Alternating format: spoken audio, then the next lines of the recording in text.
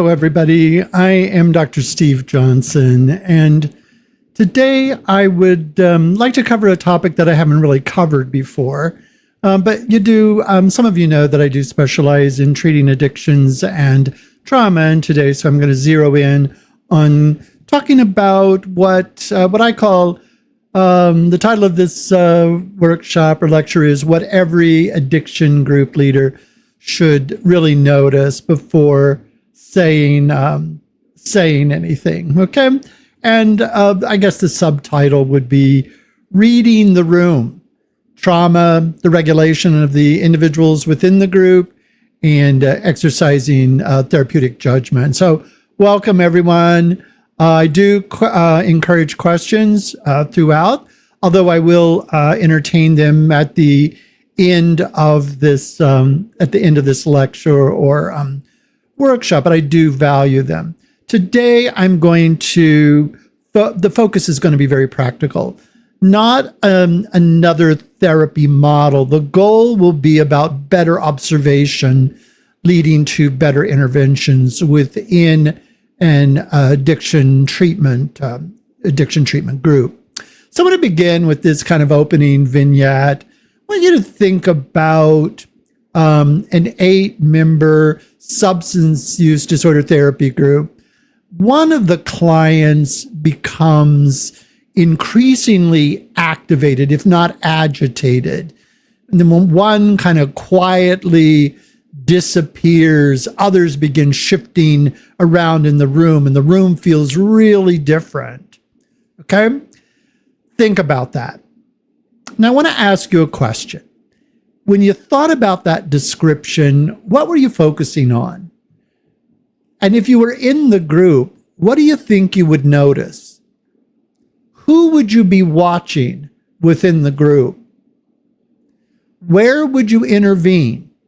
I'm not looking for a right answer yet, but what I do want to go to is something that we probably all learned at the very beginning of our psychotherapy training, and that is the difference between process and content.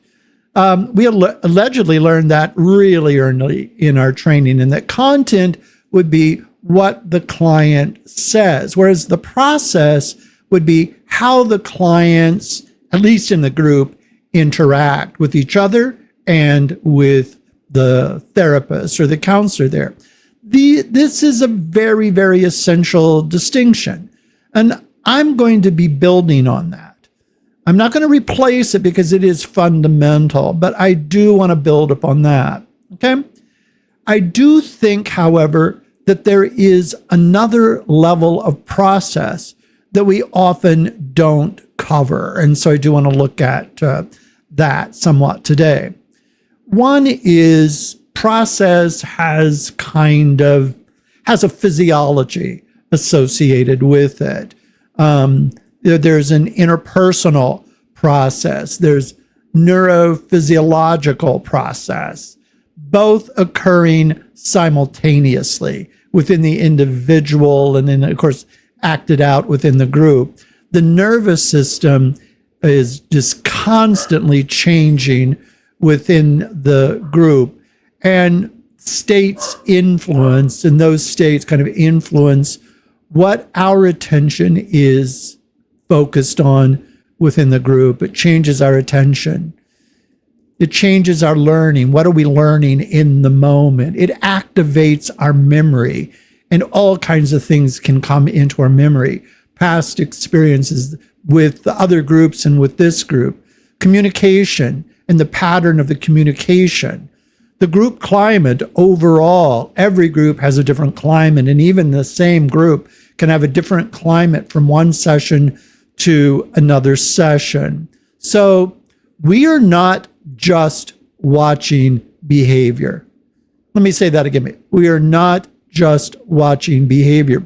We are reading the regulation of emotional expression within the group. We're reading the regulation, and it is vital that we do that because all kinds of behaviors are going to be going on, and even interactionist behaviors. So this is really fundamental stuff. So what goes into reading that room? Well, instead of just asking, what did that client just say? Or what is this client saying right now? Which is important. That's part of the content. Also ask, what state are they in? State of physiological arousal or whatever. Is activation increasing? Is shutdown occurring? And you know when clients are shutting down, they may be quiet and staring off into space, etc. Is the regulation of the mood and activity improving or getting more out of control? Is the room changing, the feel of the room, etc.? So much is going on. So we notice things like the breathing. Is somebody breathing really fast or slowly? What's the pace of the interaction? What's the posture of that individual? What about facial expression? Eye contact with each other, with you, the therapist, within the group. What kind of movement are you seeing? Is it fast or is it really, really slow and almost to the point where there's no movement at all? Are there pockets of silence? Is there attention? Are people focusing their attention on different things within the group to the degree that we can discern? Remember, the room changes. The room changes and it's constantly changing. I want to look at two common patterns, two really common patterns within the group when we're dealing with addiction. One is hyperarousal. Hyperarousal is one type. There we want to notice, is the louder voice, rapid speech. Maybe they're interrupting each other or you or whatever and darting around in terms of intruding in what and breaking in on what someone is saying. Maybe we see emotional flooding and almost out of control, anger, impulsivity. Maybe they're catastrophizing. This is terrible. This is horrible. This is awful. What is going on within that room? And often that will impact the therapist. So think about that. If you're a supervisor and you're watching, or if you're the one that's leading the group, you're the therapist, pay attention to what your own tendencies are.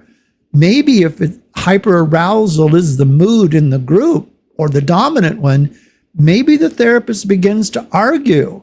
Maybe they try to reason with the individual who is hyperaroused or individuals who are hyperaroused. Maybe they confront to try to calm down. But instead of, kind of going on that hyperarousal wave, slow yourself, regulate your voice. Often I know when I'm in the group, I drop my voice down. And then sometimes that will get the attention, sometimes not.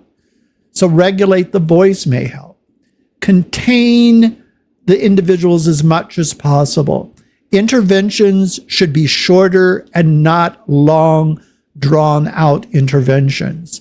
Try to maintain the boundaries within the group. Why? Because safety becomes one of the major issues, sometimes with hyperarousal. As best you can, avoid any kind of power struggle that may be associated with hyperarousal. Now that's one pattern, hyperarousal. Very, very noticeable, sometimes very loud and active. However, there often was within the group what we call shutdown or dissociation. So we want to notice the shutdown or the dissociation. That could be quiet. The individual is quiet. They may have a blank expression. They may even be looking down at the floor or looking away, just kind of emotionally absent. You're not sure what the emotionality is. When they speak, it may be in a monotone. and they may be very, very compliant, no argumentation at all. You ask how they're doing, I'm fine, right? So the tendency here, in sometimes, especially old school psychotherapy, is therapists may have a tendency, when we see shutdown dissociation, is that that client who's in shutdown or dissociating is exhibiting resistance. And so we may push for more disclosure from them. Instead, what we want to do is embrace a gentle kind of curiosity toward that individual. Orienting, doing grounding exercises. Sometimes I just kind of say with the group, let's stop right now. We're going to do grounding exercises. Why? We want them to get connected, not to calm down. That may not be the right thing or the helpful thing to do when someone is dissociating. What we want in dissociation, shutdown, is to reconnect, to help them to reconnect, attend to what is going on around them, avoid forcing any trauma work at that point. Sometimes substance use disorders groups also consider trauma. Say, for example, if you're using Lisa Najavit, Seeking Safety, wonderful, wonderful intervention. But if they're moving, unfortunately, it's a present-centered model. It's not the kind that would be, kind of going after the memory of the trauma memory, okay, exposure. So when they're shut down, we probably want to back off from the trauma work at that point. The other thing to think about is groups kind of regulate one another within the group. Activation can spread. Shutdown can spread. And you know what? One of the other influences is, of course, the therapist and what the therapist does. And what the therapist is feeling in that can be a huge influence in that time. So just remember that the therapist influences the regulation of the emotionality within the group and the behavioral action. So one of the things to ask ourselves then is, what is happening to the room?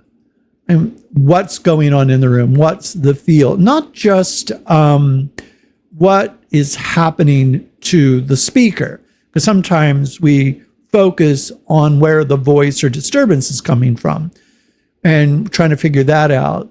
But rather than just focus on what's happening to the speaker, read the room. Read the room. Because for learning to occur within the group, we need at least a baseline of safety. Without safety, then we're not going to have much learning going on in the group. And that's largely what the group is for, to help them learn those patterns and learn how to respond in the presence of those kinds of patterns. So the goal is not to get perfect calm. The goal would be what? Safety.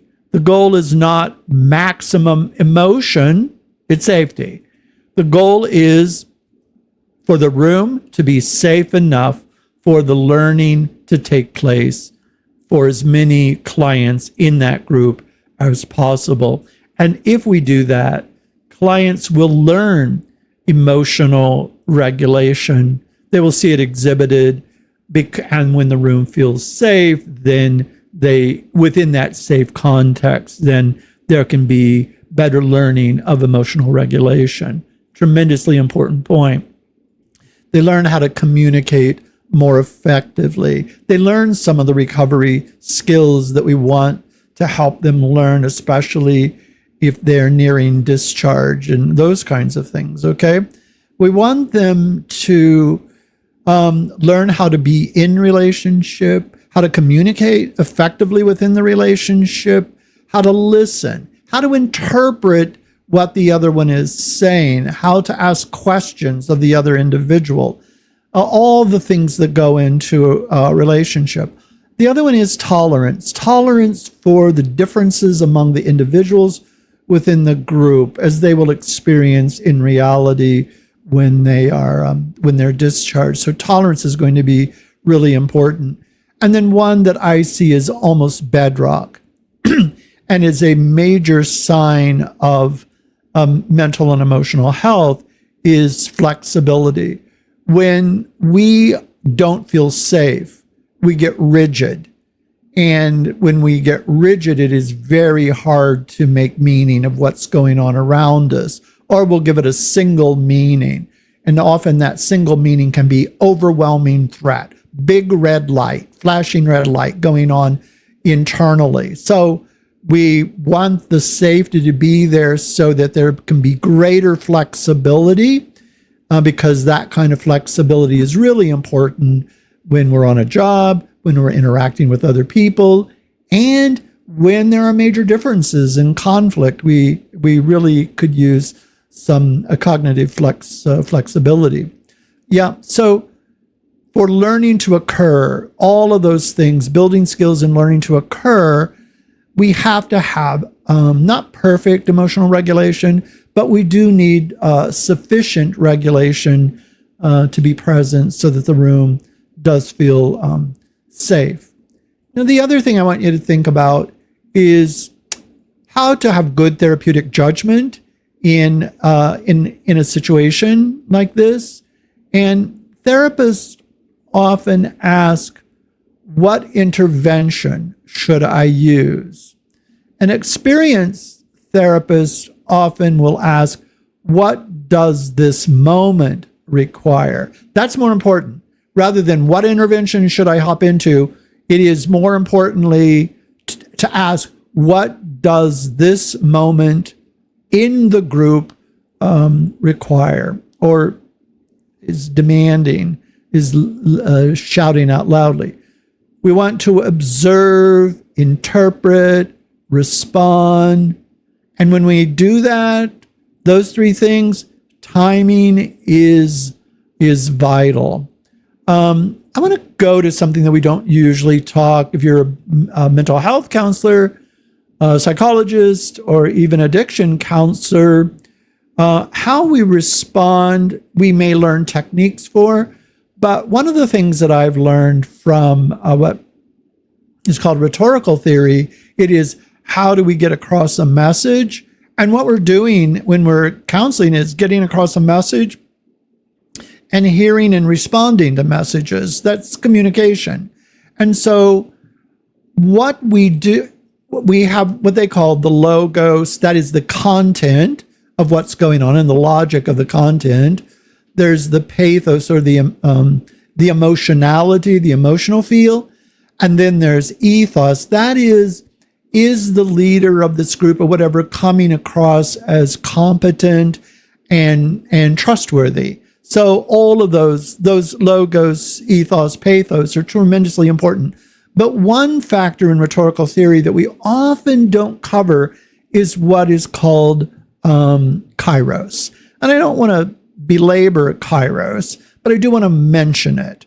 I already have a whole video on my channel, Psychotherapy, Education, and Training, on kairos and counseling. What kairos means is timing. That when we are, thinking about what we're going to say, what intervention we're going to use, how to read the room, all of these kinds of things, how we respond to that is to be timed. Do we rush into it? Do we pause? Do we stretch it out? Do we do it in pieces? What is the timing of how we respond to what the group need is in that moment? Okay? So again, kairos is timing, or another way to think about it is right response, being the right person in that moment, and the right moment, when to say it. And you know what? We get some answers and some clues from neuroscience. Neuropsychology informs timing. It doesn't replace therapy, but knowing neuroscience can inform the timing of our interventions and really help guide us to having effective learning experience for the clients so that they can learn the skills and about themselves and others in a way that is helpful. Again, we're not replacing therapy. We just are trying to beef up or tune the judgment of the therapist. So one of the things to take away, I think, from what I'm talking about here is before we speak within the group, take some things in. You can slow the process down. And one of the effective ways for you to slow the process of the room down is kind of asking, what am I noticing right now? What state is this person in? What state is that other person in? Is that one person in hyperarousal or is the other one in shutdown dissociation? What is happening to the room? Are we losing control? Does it feel growing in terms of chaos within the room? Or do people seem to have checked out? Or have they split the room and have divided into teams, opposing each other and opposing or taking sides with the leader? What does this moment require, given all that's going on in the room? Who else is being affected in this room, right? All of these are tremendously important, right? By the way, you may have noticed that lately I've been doing shorter videos in the hope that maybe you listen to these in the car on your way home, or maybe you have a lunch break, or when you gear down after dinner in the evening and you're just scrolling. Take a look at what we covered, and then keep in mind the groups that you may be running and see, hey, yeah, I do see hyperarousal. I do see shutdown and dissociation. I do see that there is a feel to the room. So I guess what I hope is that don't just listen. In the room, don't just listen. Don't just observe behavior. Learn to read the emotional regulation of the group and the individuals within that group. Help the room remain safe enough so that there is learning, and we do that. We're doing a great job. Okay. I do thank you for the ones who are here. I do really appreciate that. And there are other ones coming up. I just did a Q&A for individuals who emailed me their questions about REBT in general, or very specifically. I just actually I'm processing that video today, and it may be up in the next few days. So I hope you found this one a little helpful. If you have ideas about what you would like to see, feel free to let me know. Have a wonderful day, and all the best in your interactions with your clients. Good day.